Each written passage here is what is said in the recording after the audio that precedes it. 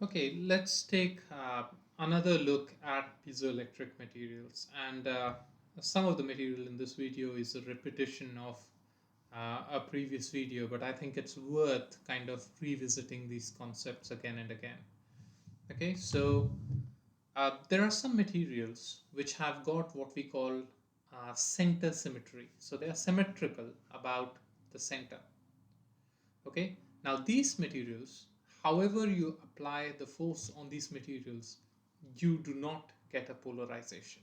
Okay, so you can take a look at these materials and you can say, you can look at the vertical direction and you can see that this negative and positive charge cancel out this positive and negative charge. If you look at the horizontal direction, you have the same thing.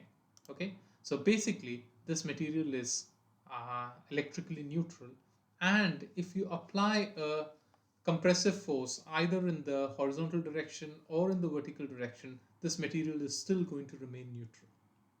Okay, so these kinds of materials are not piezoelectric. They are materials which have center symmetry. But there are other kinds of materials. So for example, a material which has a crystal structure like this, when you apply force, when you apply horizontal force on this, what's going to happen? This negative and this positive particles and this positive and this negative particles are going to move closer, which is going to give a net negative uh, charge on this side and a net positive charge on this side, and hence a polarization in this direction. And this polarization, as I mentioned before, is called parallel polarization. It's called parallel polarization because the polarization is in the same direction as the stress is in. Okay.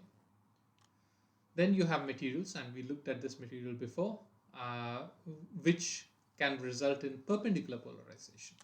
So if you have a compressive strain, the polarization is in the perpendicular direction.